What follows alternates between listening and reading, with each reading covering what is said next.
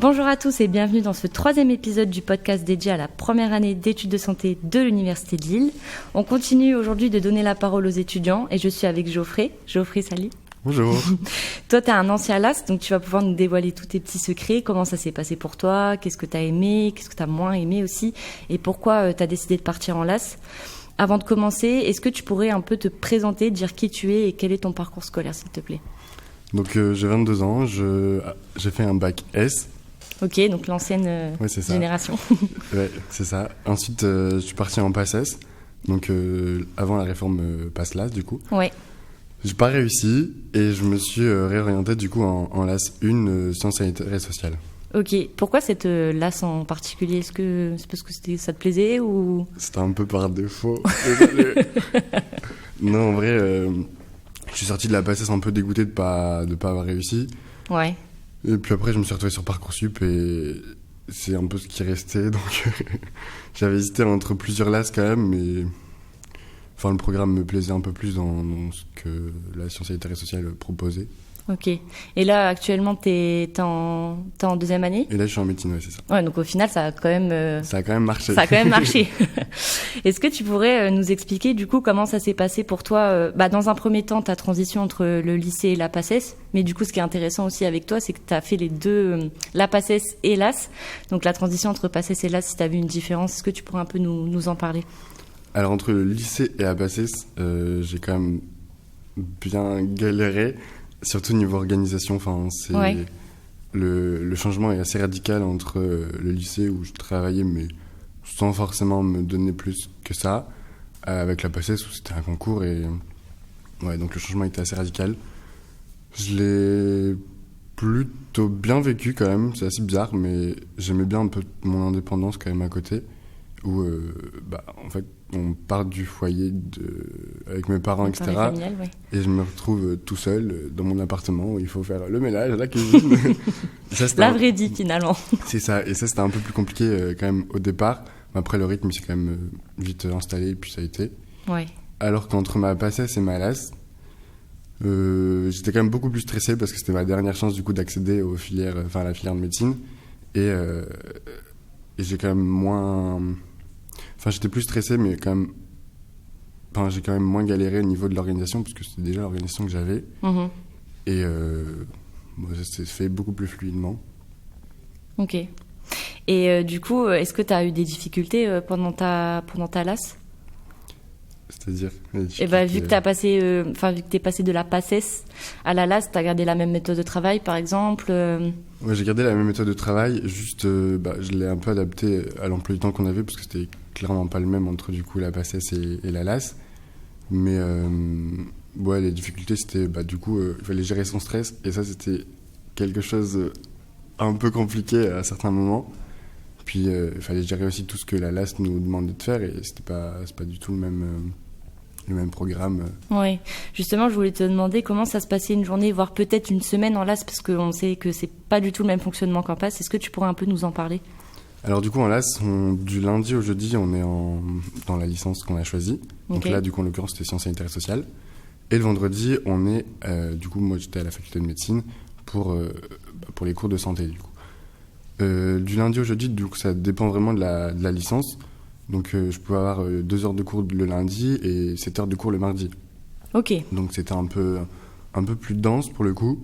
Après on avait aussi les TD qui étaient obligatoires, anglais, espagnol.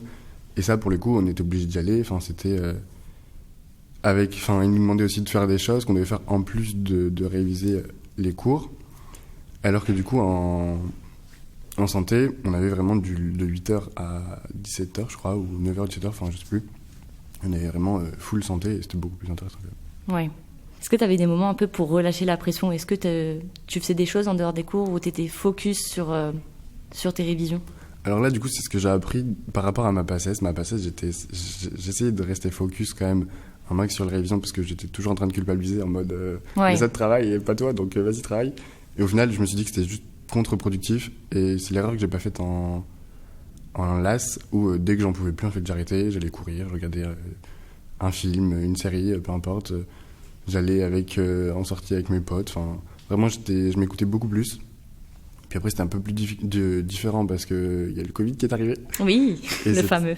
Donc, je l'avais déjà commencé en PACES, donc je pense que c'est ce qui a fait que j'avais pas forcément non plus réussi à beaucoup plus bosser que ça parce que j'étais rentré chez mes parents et du coup, j'étais plus à même de rester avec eux que de bosser.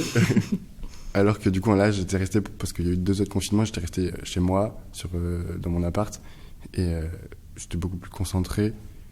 Et mais voilà, mais dès que j'en avais marre, j'appelais mes parents, je me privais pas forcément. Okay. En tout cas, beaucoup moins au début de l'année, qu'à la fin de l'année, où je restais quand même beaucoup plus focus, parce que oui. Et puis au final, tu as remarqué que ça a fonctionné, puisque oui, c'est clair. Tu arrives en 2e année de médecine, donc c'est cool. Et est-ce que tu donnerais du coup si tu as envie, bien évidemment, donner des conseils pour les futurs étudiants en LAS? Ouais, alors déjà, faut vraiment croire en soi. Faut pas écouter les autres qui vont essayer de nous rendre la chose plus compliquée, de nous dissuader de faire nos propres choix, etc. Faut vraiment rester focus là-dessus. Faut pas se comparer aux autres aussi, surtout, c'est un point important, je trouve, parce que souvent, c'est ceux qui parlent le plus qui en connaissent le moins. Ouais. Et donc, faut vraiment rester focus là-dessus. Faut travailler assez régulièrement. Et moi, ce que j'avais, du coup, c'était le tutorat. Ça permet bien de rester focus un peu dans les matières, ouais. De bien bosser, et puis d'avoir des conseils aussi des étudiants qui ont réussi. Donc ça, c'est vachement cool. Ensuite, de s'écouter aussi, genre quand on n'en peut plus, on arrête et on travaille le lendemain ou on travaille 2 heures après, ou si ça va vraiment pas, on fait une pause, une vraie pause, donc 2 jours, 3 jours, sans trop non plus dépasser. Ouais. Mais voilà, je pense que c'est régularité, confiance, et puis s'écouter aussi surtout. Et le tutorat qui est vachement cool. Ouais. D'ailleurs, est-ce que tu peux nous en dire un peu plus sur le tutorat LAS ? Comment ça fonctionne au sein de l'université ? Ouais, le tuto, donc en fait, c'est des accompagnements, c'est un accompagnement qui est réalisé par des étudiants du coup en 2e, 3e, voire 4e année de toutes les filières de santé. C'est des séances de 2 heures maintenant, un peu tous les soirs. L'étudiant choisit où il veut aller dans sa séance. Il s'inscrit avant quand même, parce que les places sont... il y a quand même pas énormément de places dans la salle, donc il faut réserver les salles, c'est un peu compliqué. Sinon après, l'étudiant, il répond au QCM, etc. Ils font vraiment des entraînements assez représentatifs du concours, parce qu'ils sont les QCM sont faits par les étudiants, et les QCM sont ensuite corrigés par les professeurs qui font cours en LAS. Donc c'est-à-dire c'est les professeurs qui réalisent aussi le concours, l'épreuve classante. Mais du coup, c'est ce qui est intéressant aussi au tutorat, du coup. Ok. Et moi, je sais que tu as été aussi vice-président. Du coup, tu as été à la fois tutoré et ensuite tuteur / vice-président. T'en penses quoi de cette expérience maintenant que tu n'es plus vice-président ? Comment tu vois les choses avec du recul ? En vrai, personnellement, j'ai adoré mon expérience parce que ça m'a quand même amené pas mal de choses. C'est une sacrée expérience enrichissante. Avant, je n'osais pas forcément parler devant des gens. Là, je me suis retrouvé à parler devant des amphis où il y avait 4 amphis pleins. Et au final, ça m'a aidé au niveau organisation, niveau planning, toutes ces choses un peu administratives qui sont... En fait, c'est toute la partie cachée que les étudiants ne voient pas. Ouais. Et c'est pas si facile que ça. C'est même loin d'être facile. Mais au final, quand on voit que les étudiants sont contents, qu'on reçoit des bons retours, c'est quand même vachement... C'est gratifiant. Ouais, c'est ça, c'est cool.